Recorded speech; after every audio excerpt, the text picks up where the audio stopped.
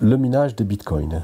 Puisqu'il n'y a pas d'autorité centrale qui gère les bitcoins, et que cette gestion est confiée au réseau pair à pair, il faut qu'effectivement un certain nombre de gens acceptent de consacrer une partie de la puissance de leur machine et du temps de calcul de leur machine à surveiller le bon fonctionnement de la monnaie Bitcoin. Alors, pour inciter donc les gens à surveiller le Bitcoin, il y a un système de rémunération qui est le suivant, c'est qu'au départ, toutes les 10 minutes, il y avait 50 bitcoins qui étaient distribués, donc à l'un de ceux qui surveillent la monnaie bitcoin. Tous les 4 ans, cette somme est divisée par 2. Alors aujourd'hui, on en est à 25 bitcoins. Dans 2 ans, on passera à 12,5 bitcoins, donc toutes les 10 minutes, qui vont être distribuées à l'un de ceux qui surveillent la monnaie bitcoin. Alors, qu'est-ce que veut dire surveiller ? Bien, ça veut dire s'assurer que toutes les opérations qui sont consignées dans le cahier de compte, et le Bitcoin n'existe que par l'existence de ce cahier de compte, la blockchain, donc c'est s'assurer que toutes les opérations qui sont faites sur la blockchain sont correctes et que personne ne modifie, ne change la blockchain pour rajouter des bitcoins sur un compte ou je ne sais quoi. Alors la première chose que doit faire quelqu'un qui veut participer à cette gestion du Bitcoin, c'est donc télécharger la blockchain qui fait aujourd'hui plus de 20 gigas, donc c'est quelque chose de très important. Et donc les gens intéressés au bon fonctionnement du Bitcoin et à sa surveillance, et aussi intéressés donc aux bitcoins qui sont distribués toutes les 10 minutes, vont faire un certain travail qui s'appelle le minage.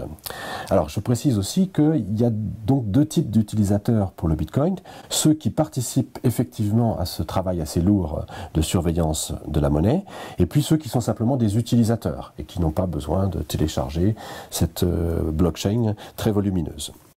Alors ces 25 bitcoins distribués toutes les 10 minutes vont l'être par un procédé qui est un petit peu étrange, mais qu'il faut bien comprendre si on veut comprendre ce qu'est le minage. C'est une sorte de tirage au sort qui va désigner l'un des mineurs et lui faire gagner ces 25 bitcoins.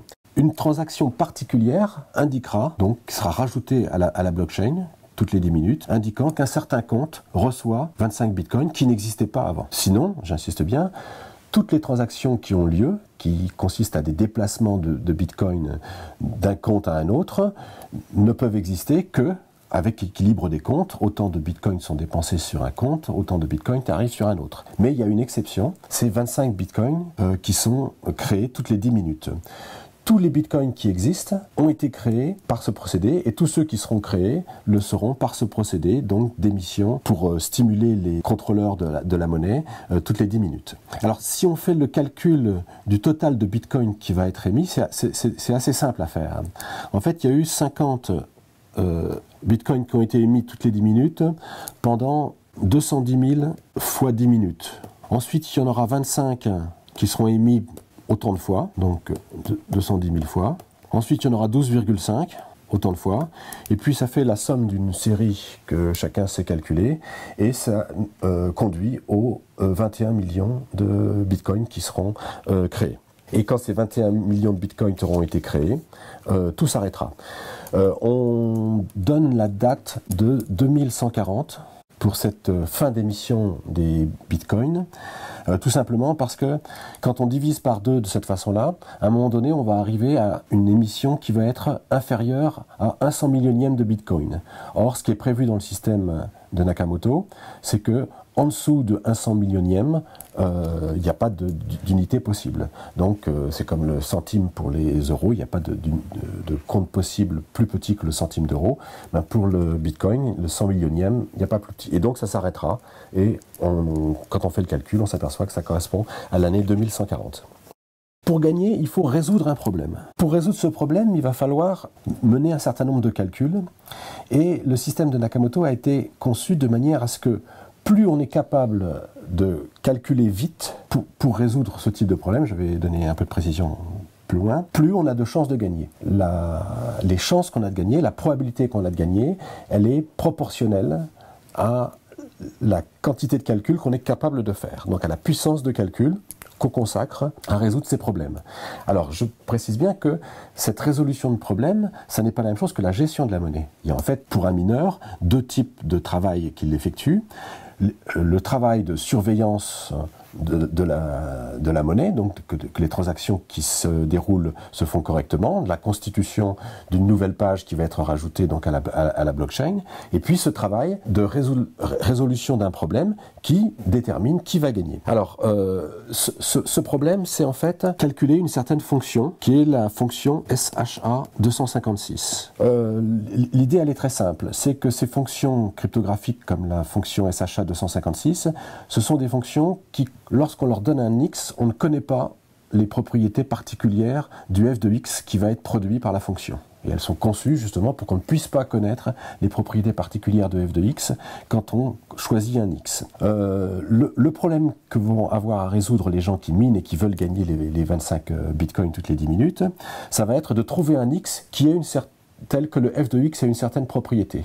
Et donc la seule chose qu'ils pourront faire, puisqu'on ne peut pas savoir a priori les propriétés d'un f de x en choisissant des x particuliers, ben ça sera de calculer beaucoup de f de x. C'est comme si on demandait à quelqu'un de faire un double 6 en lançant des dés, la seule chose qu'il peut faire, c'est lancer plusieurs fois de suite les dés jusqu'à obtenir un double 6. Et ben c'est la même chose.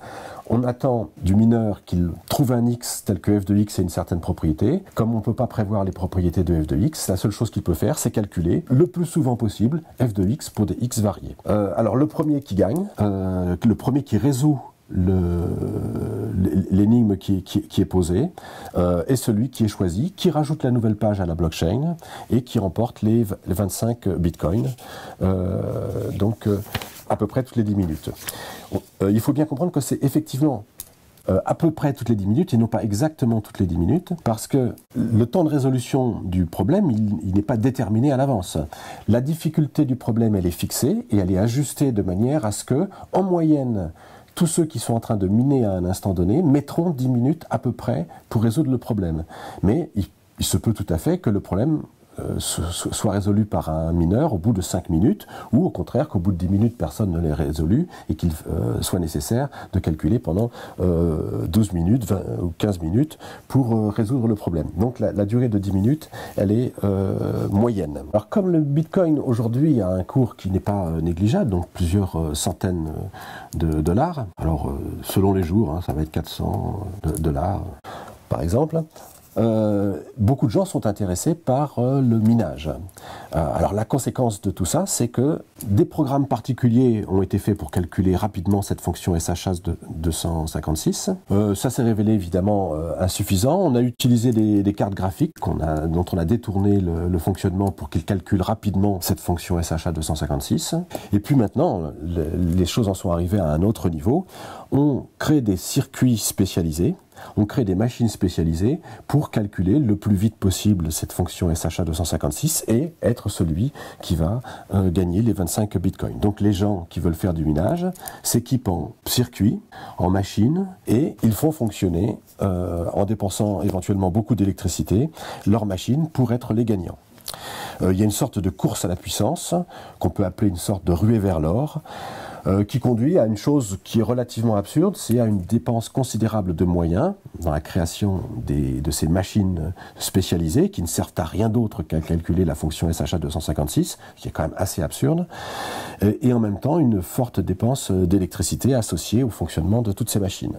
Aujourd'hui, la puissance dépensée pour calculer cette fonction et être le gagnant de celui de ces 25 bitcoins, elle est absolument considérable.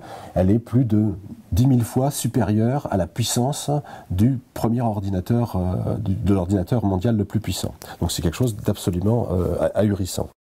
Ce côté assez absurde de la dépense de moyens pour être simplement celui qui va être tiré au sort pour gagner les 25 bitcoins, a donné un certain nombre d'idées à des gens qui ont proposé des solutions alternatives. Alors il y en a une que je trouve assez amusante, c'est le Primecoin. Donc c'est une monnaie comme le Bitcoin, mais qui fonctionne avec un système donc de distribution, de ce qu'on appelle de preuve de travail, qui n'est pas basé sur le calcul de la fonction de hachage SHA-256, mais qui est basé sur une recherche de suites de nombres premiers. Donc le principe est le même, on va rechercher des suites de nombres premiers qui ont un certain intérêt mathématique, et le premier qui aura trouvé une suite ayant une certaine propriété sera le gagnant alors c'est plus des bitcoins, évidemment, c'est des prime coins, de la somme qui est attribuée périodiquement dans le fonctionnement de cette monnaie. C'est un petit peu moins absurde, mais ça reste quand même absurde, puisque ces suites de nombres premiers, qui intéressent certains mathématiciens, en intéressent quand même un nombre très limité, et donc ça n'est pas beaucoup plus intelligent que le calcul qui est au cœur du Bitcoin.